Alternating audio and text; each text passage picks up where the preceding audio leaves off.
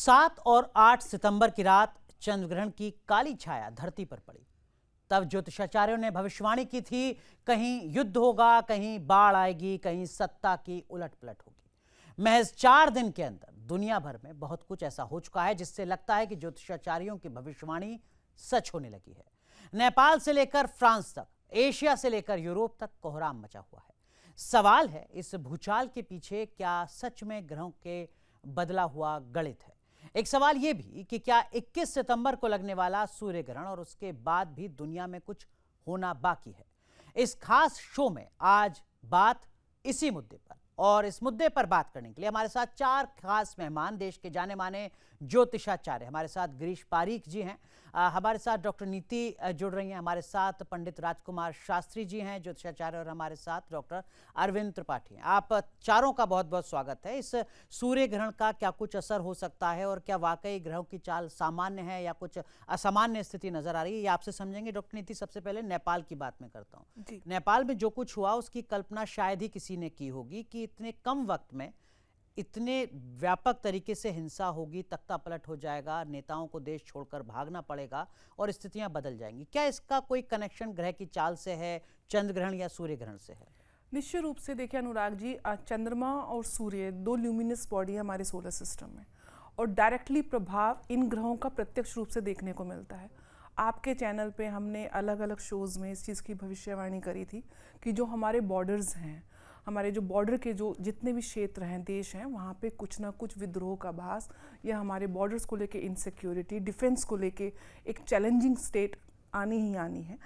मैं आपको कुछ शास्त्रीय प्रमाण देना चाहती हूँ, क्योंकि हर बार ज्योतिष को कटघरे में, ज्ञान के कटघरे में या उसकी ऑथेंटिसिटी के कटघरे में डाला जाता है। तो शास्त्रीय प्रमाण है, बृहद संहिता का अध्याय नंबर 5 में लिखा हुआ है, कुंभस्ते चंद्र ग्रहणे मलेच्छा नाम चाभि वृद्धे जनपद विपत्तिश्च शस्त्र युद्ध प्रवर्त्या।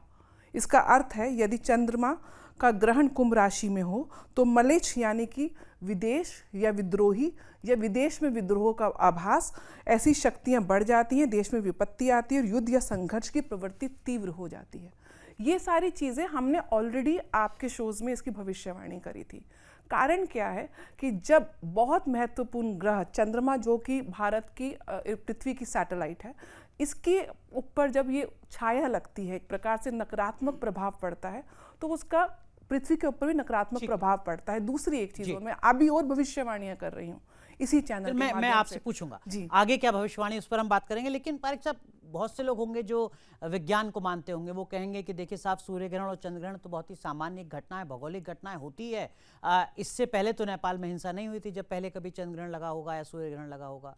उनको क्या जवाब देंगे आप? देखिए, पहली बात तो ये है कि हमारे चैनल के जितने भी सुधी श्रोता हैं उनको मैं बता दूं कि जैसा नीति जी ने बताया कि हमने ये प्रेडिक्शन लगातार करी है इसी चैनल पे, कई बार करी है। हिंदू नववर्ष पर भी मैंने प्रेडिक्शन करी थी कि सारा का सारा जो ग्रहण है, देखिए ज्योतिष जो है वो ग्रहों की स्पीड और किरणों का खेल है। तो जब भी चंद्र ग्रहण या सूर्य ग्रहण होते हैं तो वो जो किरणें हैं वो बाधित होती हैं और उसका इम्पैक्ट और इफेक्ट संपूर्ण विश्व पे पड़ता है। अब अगर हम नेपाल को लेते हैं तो भारत की जो कुंडली है, जो तृतीय भाव है, वो होता है अपने नेबर, अपन जितने भी पड़ोसी देश हैं उनका। तो वहाँ पे जो चंद्रमा है वो बहुत पीड़ित है। तो देखिए, जब से हमारे देश की स्थापना हुई है, पाकिस्तान के साथ में, बांग्लादेश के साथ में, श्रीलंका के साथ में, और पिछले 1-1.5 साल से कुछ ना कुछ वहाँ पे चल ही रहा है।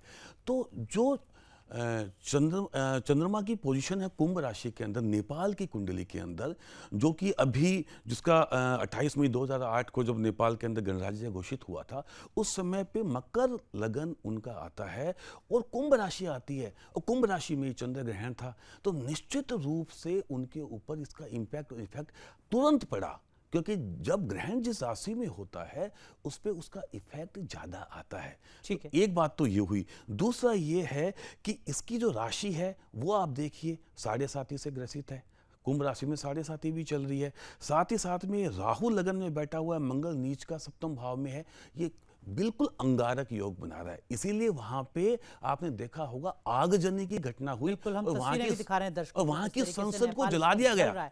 लेकिन क्या ये ऐसे ही अब जलता रहेगा या अब स्थितियां सामान्य हो जाएंगी? इस सूर्य ग्रहण जिसकी हम चर्चा कर रहे हैं, आप लोगों से समझ रहे हैं, उसके बाद स्थिति और ज्यादा विकराल होगी या हालात सामान्य होंगे? देखिए अनुराग जी, हम थोड़ा पीछे चलते हैं। अभी हम लोगों ने बात किया था जब नए वर्ष की शुरुआत हो रही थी, तो इस वर्ष का राजा सूर्य है, मंत्री सूर्य है, और इस वर्ष का जो नेतृत्व करने वाला ग्रह मंगल है। तो जब भी इस तरह की चीज़ें आती हैं तो भूकंप आता है, भूचाल आता है, आगजनी आती है, राजनी होती है, तमाम तरह की दुर्घटनाएं होती हैं। और जो पड़ोसी देश है उनके यहाँ रिश्ते ठीक नहीं होते, और उनके यहाँ जैसे बॉर्डर है, ज़मीन है, भूमि है, आयुध को लेकर के तमाम तरह की संकटें आएंगी, दिक्कत आएगी। अभी जो सूर्य ग्रहण लग रहा है जी, चूँकि 14 दिन में लग रहा है, यह इस तरह का पहला है, शायद 102 वर्ष पहले लगा था। तभी आगे चल करके भूकंप भी आएगा। अभी अन्य देशों में भी स्थिति आएंगी, जैसे मान लीजिए 102 कि साल में क्या हो रहा है? पहली 102 साल पर इस तरह की घटना घट रही है।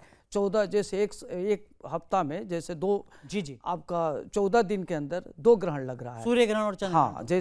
जैसे ये तो लग रहा है इससे क्या राहत पूर्णिमा, मिलेगी दुनिया को, या इससे मुश्किलें बढ़ेंगी आपके हिसाब इससे मुश्किलें बढ़ेगी और काफ़ी परेशानियां आएंगी। अभी और भी घटनाएं घटेंगी, अभी दुनिया में काफ़ी विकराल स्थितियां आएंगी, अभी दिक्कतें आएंगी। से? दिक्कतें और बढ़ सकती जी, हैं। अभी क्या आपका दिक्कतें बढ़ प्रेडिक्शन है वो मैं सकती आपसे समझूंगा, लेकिन राजकुमार शास्त्री जी, नेपाल हमने देखा, कुछ लोगों के जहन में ये तर्क हो सकता है कि अगर भारत की राशि के हिसाब से नेपाल में ये कुछ होना था पड़ोसी में, तो फिर वो पाकिस्तान में क्यों नहीं हुआ, तिब्बत में क्यों नहीं हुआ, श्रीलंका में क्यों नहीं हुआ, अफगानिस्तान में क्यों नहीं हुआ, बाकी देशों में क्यों नहीं हुआ।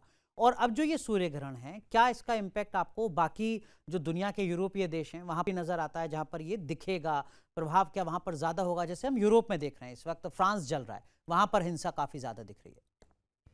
देखिए अनुराग जी, ज्योतिष का एक श्लोक है कि अप्रत्यक्षाणि शास्त्राणि विवादस्तेषु केवलम प्रत्यक्षम ज्योतिषम शास्त्रम चंद्रार्को यत्र साक्षिणः। यहाँ चंद्रमा और सूर्य, अर्क यानी सूर्य, ये 2 ग्रहों की बात की गई है।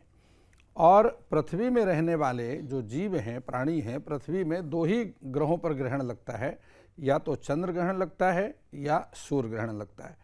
जब सूर्य और चंद्रमा का अंतर 180 अंश होता है तो पूर्णिमा तिथि का निर्माण होता है, और प्रायः पूर्णिमा तिथि में ही चंद्र ग्रहण लगता है। इसी प्रकार से जब चंद्रमा और सूर्य की युति एक ही राशि के एक ही अंश कला विकला पर होती है तो अमावस्या तिथि का निर्माण होता है, तो वो 360 अंश होते हैं, अमावस्या को सूर्य ग्रहण लगता है। आप भारत के ही पूर्व इतिहास में चल करके देखिए कि 1992 में 5 ग्रहण 4 जनवरी से लेकर के 24 दिसंबर के मध्य में 5 ग्रहण लगे, और उस समय यह ज्योतिर्विदों ने भविष्यवाणी की कि बहुत बड़ा जन आक्रोश, सरकार और जनता के बीच में मतभेद उत्पन्न होंगे और बहुत सारे जनहानि का नुकसान होगा।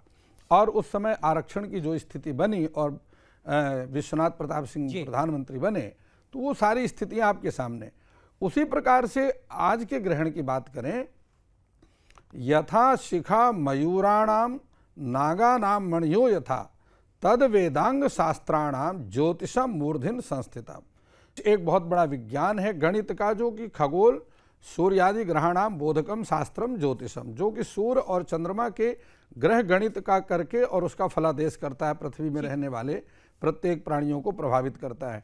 तो अब जो ग्रहण का योग बन रहा है, अभी तो चंद्र ग्रहण है, और इससे भी बड़ा, यद्यपि उसका प्रभाव भारत में नहीं है, न्यूजीलैंड, ऑस्ट्रेलिया, अभी तो आपने नेपाल देखा है, अभी आप जिन देशों की मैं बात कर रहा हूँ, ये सारा परिवर्तन अब उस दिशाओं में आप देखेंगे और आपके सामने सारा कुछ आएगा, और इसका असर और ज्यादा व्यापक नजर आएगा। बहुत भयंकर स्थिति उत्पन्न होने वाली है। हम देख रहे हैं कि इजराइल पाकिस्तान जैसा हश्र होने की बात कर रहा है, कतर से तनाव वहां पर लगातार बढ़ रहा है। जो रूस और यूक्रेन का युद्ध है वो थम नहीं रहा है।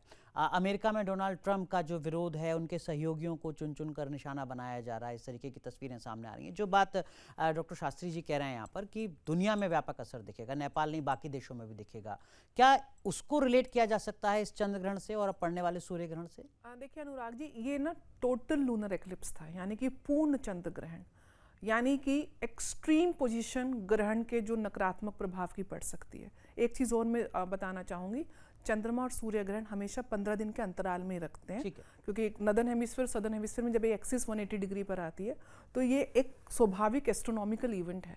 लेकिन पूर्ण चंद्र ग्रहण और उसके बाद इतनी विकट स्थिति, आप देखना इस ग्रहण के जो प्रभाव में यूक्रेन की वॉर जो है और ज़्यादा एग्रेशन लेने वाली है। आप कह रहे हैं युद्ध और बढ़ जाएगा? और बढ़ेगा। जो विश्व में जो ताकतें हैं, ये एक प्रकार से ट्रांसफॉर्मेशन का फेज़ है। जो बड़ी बड़ी ताकतें हैं वो एकदम से नीचे आएंगी और दूसरी नई ताकतें उभर कर आएंगी। एक प्रकार से जो विश्व का पूरा टर्न फेज होने वाला है, जो हम वर्ल्ड ऑर्डर की चेंज की बात कर रहे हैं, जो हम मल्टीपोलर वर्ल्ड की बात कर रहे हैं, कहीं ना कहीं क्योंकि ये वायु तत्व राशि में ग्रहण लगा है तो आप देखेंगे, क्योंकि नेपाल का भी जो मुद्दा आया उसमें कहीं ना कहीं एआई का, इंटरनेट का आया, वायु तत्व राशि में ग्रहण लगने के सारा प्रभाव सोशल मीडिया से ही आप देखना अभी आने वाले टाइम में स्पेस टेक्नोलॉजी में, चाहे वो इसरो हो, चाहे वो नासा हो, चाहे वो स्पेस एक्स हो, कोई ना कोई टेक्निकल फॉल्ट्स आपको मेजर देखने मतलब आप कह रहे हैं मिसाइल्स में भी जो भी हमारी रिसर्च फील्ड्स हैं स्पेस में, क्योंकि वायु तत्व राशि है, एआई की फील्ड में, इंटरनेट की फील्ड में, टेक्नोलॉजी की फील्ड में आप देखेंगे मेजर फॉल्ट्स जिसकी वजह से जन जो है उसको प्रभावित करेंगे। उसके साथ जन आंदोलन, विद्रोह का भास, विदेशी जो हमारी नहीं विश्व में आपसी जो संबंध होंगे, इंटरनेशनल जो हम जियोपॉलिटिक्स की बात करते हैं, वहां पे कहीं ना कहीं एक विद्रोह का आभास होगा। मतलब जो पूरा विश्व है वो मल्टीपल पावर्स में डिस्ट्रीब्यूट होता हुआ दिखेगा। हम कुछ वैसा ही देख रहे हैं अभी इजराइल ये ग्रहण का बहुत व्यापक प्रभाव आपको पूरे विश्व में, रूस का एक फ्रंट है जिसके खिलाफ कुछ बड़ी ताकतें हैं, तो और ये और मैं बढ़ेगा। आप ही के चैनल पे जिस दिन ये भविष्यवाणी करके गई थी, घर जाके पता चला अफगानिस्तान में भूकंप आया है। तो भूकंप आना मतलब जलवायु तत्व की जो बहुत एक्सट्रीम कंडीशंस हैं, आंधी आना, तूफान आना, उसके साथ साथ कहीं ना कहीं आप ये चीज भी देखेंगे कि बॉर्डर डिस्प्यूट्स हर देशों में बढ़ जाएंगे। लेकिन डॉक्टर शास्त्री, कुछ लोग कह सकते हैं कि देखिए हम तो सनातनी हैं, हम तो मानते हैं चंद्र ग्रहण को, सूर्य ग्रहण को अपने धर्म से जोड़कर देखते हैं। जहां लोग सनातनी नहीं हैं, आप यूरोपीय देशों की बात कर रहे हैं, वहां पर इसका असर होगा, वो कैसे रिलेट करेंगे इसको? हमारे लिए सूर्य ग्रहण है, चंद्र ग्रहण है, जो नॉन हिंदू हैं उनके लिए इसका क्या मतलब? देखिए अनुराग जी, उन पर भी असर होगा। देखिए अनुराग जी, कोई पूरे प्रकृति में जीव जंतु जितने चराचर पर लोग हैं, चाहे पशु पक्षी, जीव जंतु, मनुष्य, सब पर इसका प्रभाव पड़ेगा, क्योंकि सूर्य और चंद्रमा एक ही है, कोई इससे प्रभावित हुए बिना नहीं रह सकता। और अभी जो ये ग्रहण लगने वाला है, सूर्य ग्रहण, इससे क्या होगा कि ये आपका एक तो पूर्णिमा श्राद्ध के दिन चंद्र ग्रहण लगा और सर्वपितृ अमावस्या के दिन सूर्य ग्रहण लगने वाला है। तो इससे क्या होगा कि आगजनी होगा, दुर्घटना होगा, लोकतंत्र में विरोध होगा, काफ़ी आक्रोश रहेगा, विश्व में कई देशों में सत्ता में परिवर्तन आएगा, जनता आउट ऑफ कंट्रोल होगी और काफ़ी राजनीतिज्ञों के लिए खतरा है। ठीक है, तो हर तरीके से ये दिक्कत हो गई।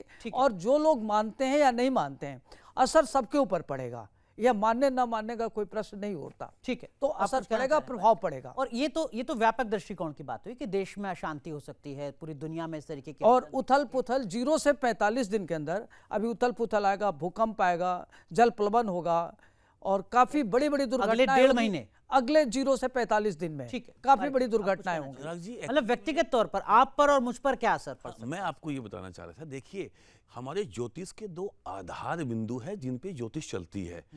एक सूर्यदेव जिनसे लगन कुंडली बनती है, फिर चंद्र कुंडली बनती है। एक आत्मा का कारक है, एक मन का कारक है। तो इससे किसी भी धर्म विशेष से कोई फर्क नहीं पड़ने वाला। चंद्रमा की किरणें या ग्रहों की किरणें ये नहीं देखती कि आप कौन से धर्म जाति के हैं, पहली बात। दूसरी बात ये है, जैसा कि अभी सभी आचार्यगण कह रहे हैं, देखिए मेरे ख्याल से तो अभी ये ट्रेलर है, पिक्चर अभी पूरी बाकी है। आप ये मानिए कि सूर्य ग्रहण का जो प्रभाव है वो और ज्यादा व्यापक स्तर से होता है। सूर्य सत्ता का कारक है, तो जितने भी जियोपॉलिटिकल चेंजेस आप देखेंगे वर्ल्ड लेवल पे, वो अभी आप आने वाले 45 से 60 डेज में देख लेंगे। ज्यादातर गुरु जो है वो मिथुन राशि से छोड़ के कर्क राशि में जा रहे हैं। मैंने नववर्ष की जो हमारी हिंदू नववर्ष में प्रेडिक्शन दी थी कि गुरु का अतिचारी होना फसलों को नुकसान पहुंचाएगा, और देखिए पंजाब जो हमारा अन्नदाता बर्बाद हो गया, आज उसकी क्या हालत है। तो देखिए को बताऊं, मैं फ्रांस की बात कर रहे थे, तो मैक्रो की अगर आप जन्म कुंडली देखेंगे, धनु लगन की कुंडली उनकी करेक्ट वाली, वैसे उनकी मकर लगन की कुंडली ज्यादातर सोशल मीडिया पे वो गलत है। वो उसके अंदर भी उनकी राशि मेष है, और उस मेष राशि पे भी शनि की प्रथम ढैया चल रही है 7.5 की। तो आप ये मान के चलिए कि ये जितनी भी राशियां हैं ये बुरी तरह इफेक्टेड है, और वहां पे मंगल चूंकि दंगल कराएगा। सबसे अहम बात कि भारत की मंगल की महादशा आरंभ हो चुकी है 9 तारीख से। इसका क्या मतलब होगा? देखिए मंगल जो है कुंडली के अंदर ये महत्वपूर्ण चीज होती है कि विंशोत्तरी महादशा किस चीज की चल रही है। भारत में अभी 10 साल तक चंद्रमा की महादशा थी, अब भारत की दशा जो चेंज हो गई है वो हो गई मंगल की। 7 साल तक 2032 तक मंगल चूंकि हमारी देश की कुंडली के अंदर शुभ स्थानों का मालिक नहीं है, द्वादश भाव सप्तम भाव का तो मालिक मतलब अच्छा होगा देश में या बुरा नहीं, होगा? मंगल के अंदर अभी बहुत व्यापक परिवर्तन देखने को मिलेंगे। कैसे व्यापक? इसका सूर्य ग्रहण चंद्र ग्रहण से भी कनेक्शन है? बिल्कुल, देखिए आप किसी एक चीज से नहीं रिलेट कर सकते। जब भी आप हॉरोस्कोप को एनालाइज करते हैं तो दशा, महादशा, अंतर्दशा और साथ ही साथ के अंदर जैसे ये अभी ग्रहण पड़े, उन सब को लेकर के राशियों के साथ में एक क्यूमुलेटिव इफेक्ट आता है। और क्यूमुलेटिव इफेक्ट यह आ रहा है कि भारत के अंदर भी आप दिसंबर जनवरी के आसपास में सत्ता के अंदर मंत्रिमंडल में फेरबदल देखेंगे, जन आंदोलन होंगे, कम्युनल राइट्स भी आप देखने को मिल सकता है आपको। उसके लिए भी आप तैयार हैं। ठीक है, जो डॉक्टर शास्त्री कह रहे थे अगले 45 दिन, आप बढ़ाकर उसे कह रहे हैं अगले 90 दिन में वो बदलाव दिख सकता है। लेकिन राजकुमार शास्त्री जी, क्या व्यक्तिगत तौर पर भी कुछ राशिवार कुछ इसका असर होता हुआ नजर आता है क्या आपको? सूर्य ग्रहण कहीं इम्पैक्ट छोड़ता है क्या देखिए व्यक्तिगत स्तर पर? हाँ, मैं आपकी बात समझ गया कि येषु सर्वेषु भूतेषु गूढ़ात्मा न प्रकाशते दृश्यते तो ग्रयास दृष्टया सूक्ष्मया सूक्ष्मदर्शवी। व्यक्ति तो बहुत बड़ी चीज है, अत्यंत सूक्ष्म से सूक्ष्म वस्तु जिसको आप सूक्ष्मदर्शी यंत्र के माध्यम से भी नहीं देख सकते, ग्रहण उस पर भी अपना प्रभाव छोड़ता है। देखिए, हम पृथ्वी में रहते हैं लेकिन हमारा जो कंट्रोल है वो आकाश में गोचर करने वाले ग्रहों के आधार पर होता है। सूर्य हमेशा क्रांति वृत्त पर अपना भ्रमण करता है और जो सभी ग्रह हैं वह अपने अपने विमंडल पर भ्रमण करते हैं, चंद्रमा विमंडल पर और इसी प्रकार से मंगल अपने विमंडल पर। अब यहाँ पर यदि आप पर्सनल व्यक्ति की पूरे विश्व में, पूरे ब्रह्मांड में 12 राशियां हैं, 27 नक्षत्र हैं और 9 ग्रह हैं जी। संसार में ऐसा कोई प्राणी नहीं है जो 12 राशियों से बाहर पैदा हो जाए। यह 27 नक्षत्र से संपूर्ण विश्व में इन 27 नक्षत्र 12 राशियों में ही सबका जन्म तो होता क्या है। राशिवार कुछ इम्पैक्ट होगा? स्वाभाविक रूप से जिस राशि पर, जैसे सूर्य ग्रहण कन्या राशि पर, इसी प्रकार से चंद्र ग्रहण कुंभ राशि पर, तो सबसे मुख्य रूप से उन राशियों को तो प्रभावित करेगा ही। सूर्य ग्रहण के बाद कन्या राशि की स्थिति बहुत खराब हो सकती है। अभी कुंभ राशि के जो जातक है, कितने लोगों के मुझे फोन आ गए, कई राजनेता और कई कि हम हॉस्पिटल में पहुंच गए, हमारा तो बाईपास हो गया, आप कह रहे थे कुंभ राशि पर खराब है। तो कन्या राशि नहीं, कुंभ राशि की बात कर रहा हूँ, जो अभी चंद्रमा ग्रहण गया। सूर्य ग्रहण के बाद आप कह रहे हैं कन्या राशि। कन्या राशि के लिए अत्यंत हानिकारक समय आ रहा है। और उसके उपरांत जो उस ग्रहण की राशि से चौथी, 8वीं और 12वीं राशियां हैं, उनके लिए बहुत हानिकारक रहता है, हमेशा बुरा प्रभाव डालता है। ठीक। अन्यथा सभी राशियों के लिए ग्रहण हानिकारक होते हैं, कभी किसी राशि के लिए ग्रहण लाभकारी तो होता नहीं है। इस बात को ध्यान रखिए, लेकिन चाहे वो सूर्य ग्रहण हो चाहे चंद्र ग्रहण हो। ठीक है। क्या जो प्राकृतिक आपदाएं हैं जी, उसका भी दायरा कुछ बढ़ता हुआ नजर आता है आपको, या आपको लगता है कि नहीं सूर्य ग्रहण से उसका कोई कनेक्शन नहीं है? नहीं, देखिए, सूर्य ग्रहण कुल 108 दिन, 0 से 108 दिन के में अंदर होता है और चंद्र ग्रहण 0 से 45 दिन के अंदर अपना प्रभाव दिखाता है और निश्चित रूप से दिखाता है। और अभी जो सूर्य ग्रहण लगेगा उस पर 12 राशियों पर व्यापक प्रभाव पड़ेगा, जिसमें खास तौर से मिथुन, कर्क, सिंह, वृश्चिक, धनु, मकर के लिए शुभ है और कुंभ, मीन, मेष, वृष, कन्या, तुला, कुंभ, मीन के लिए खराब है। इसमें काफ़ी खराब जाएगा। जो मेष राशि वाले जातक हैं उनका स्वास्थ्य खराब हो सकता है, उनकी धन हानि हो सकती है और वो हॉस्पिटलाइज हो सकते हैं, उनके लिए तमाम तरह की दिक्कतें आ सकती हैं। जो वृष राशि वाले जातक हैं उनका मन व्यथित रहेगा, परेशान रहेंगे, उनके मन की उद्विग्नता बढ़ जाएगी, उनके अपने लोग विरोध की स्थिति में आ सकते हैं। वहीं जो मिथुन राशि वाले जातक हैं उनके सुख के संसाधनों में वृद्धि होगी, जमीन खरीद सकते हैं, भूमि भवन बनवा सकते हैं, उनके लिए काफ़ी फायदेमंद है, लेकिन माता के स्वास्थ्य को लेकर के चिंता हो सकती है। वहीं जो कर्क राशि वाले जातक हैं उनके भाई से काफ़ी सुख मिलेगा, भाई उनके लिए फेवरेबल होंगे, पारिवारिक की स्थिति अच्छी रहेगी और मित्रों का सहयोग मिलेगा। वहीं जो सिंह राशि वाले जातक हैं उनको धन लाभ होगा, उनकी स्थिति अच्छी होगी। वहीं जो कन्या राशि वाले जातक हैं उनका मन व्यथित रहेगा, उनको बीपी शुगर हो सकता है और अनेक प्रकार की परेशानियों का उनको सामना करना पड़ेगा और जितने विरोध होगा उतने उनके हौसले बढ़ेंगे। वहीं जो तुला राशि वाले जातक हैं उनके खर्चे बढ़ सकते हैं, परेशानियाँ आ सकती हैं और अगर वो कर्जे लिए हैं तो कर्जा देने में उनको दिक्कतें आएंगी। और वहीं जो वृश्चिक राशि वाले हैं उनको धन लाभ होगा, माली हालत उनकी अच्छी होगी, ठीक है। प्रॉपर्टी से लाभ मिलेगा। वहीं तो जो आप कह रहे हैं धनु कुछ को राशि वाले फायदा है, जातक कुछ हैं, को नुकसान भी है। हाँ, वहीं जो धनु राशि वाले जातक हैं उनको नौकरी मिलेगी, प्रगति होगा, उनके विभाग में चेंज हो सकता है और उनको बड़ा लाभ हो सकता है। वहीं जो मकर राशि वाले जातक हैं उनके भाग्य में वृद्धि होगी, उनके कई महत्वपूर्ण कार्य होंगे, घर में शुभ और मांगलिक कार्य होने की संभावना है। वहीं जो कुंभ राशि वाले जातक हैं उनकी धन हानि हो सकती है, अगर कहीं धन दिए हो तो धन डूब सकता है, दिवालियां हो सकता है और कई तरह की परेशानियों का सामना करना पड़ेगा। वहीं जो मीन राशि वाले जातक हैं उनको पत्नी को लेकर के, स्वास्थ्य को लेकर के चिंता हो सकती है और कोई अप्रिय घटना घट सकती है। 30 तरह की चीजें 12 राशियों पर बढ़ेगा। नीति उपाय क्या, समाधान क्या? देखिए, सबसे पहले तो मैं बताना चाहूँगी, ग्रहण केवल डराने का विषय नहीं है। निश्चित रूप से नकारात्मक ऊर्जाएं सक्रिय होती हैं, लेकिन साथ में सकारात्मक ऊर्जाएं भी होती हैं। ठीक है, तो इसलिए हम लोग ज्योतिषी आपको डराते नहीं, आपको चेताते हैं। अब मैंने आपको बताया कि आपकी राशि में ग्रहण के प्रभाव से आपकी सेहत में कोई दिक्कत आ सकती है, तो निश्चित रूप से जब आपको पहले से आभास हो जाएगा इस बात का, तो आप अपनी सेहत का थोड़ा ध्यान रखेंगे। मैं बोलूँगी कि आपको गाड़ी चलाते हुए सावधानी रखनी है, तो आप उसका, अगर आप ओवर स्पीडिंग की आदत है तो आप थोड़ा अपने आप को कंट्रोल करेंगे।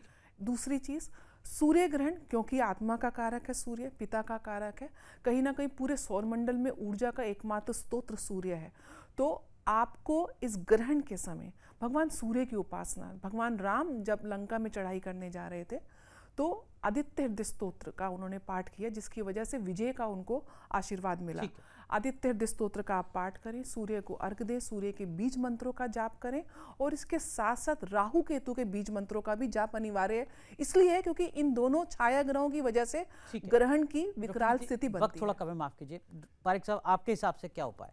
देखिए, पहली बात तो यह है कि भारत में दृश्य नहीं है, तो भारत के लिए इफेक्ट थोड़ा सा कम है। लेकिन मैं इतना बताऊंगा कि सत्ता का कारक है, जैसे मैंने आपको बताया। तो देखिए, सत्ता परिवर्तन तो लाजमी है। आपको विश्व के कई व्यक्तिगत स्तर पर हम क्या उपाय? और व्यक्तिगत के लिए आदित्य हृदय स्तोत्र का पाठ, जैसा नीति जी ने कहा, सबसे बढ़िया है। सूर्य का बीज मंत्र का आप जाप कर सकते हैं। और साथ ही साथ में एक बात निश्चित रूप से मैं बताऊं, देखिए, जो ग्रहण की जो चीजें हैं उस पर विशेष रूप से ध्यान रखिए। ग्रहण को देखना नहीं है, क्योंकि हमें हमारे यहाँ दिखेगा भी नहीं। मैं ओम सूर्याय नमः कहूं तो क्या वो पर्याप्त होगा? नहीं, ओम गृणी सूर्याय नमः तो ठीक है। देखिए, देखिए, मैं आपको एक उपाय बताता हूँ। हाँ, क्योंकि रामचरितमानस की एक चौपाई है कि मंगल भवन अमंगल हारी, द्रवहु सो दशरथ अजिर बिहारी।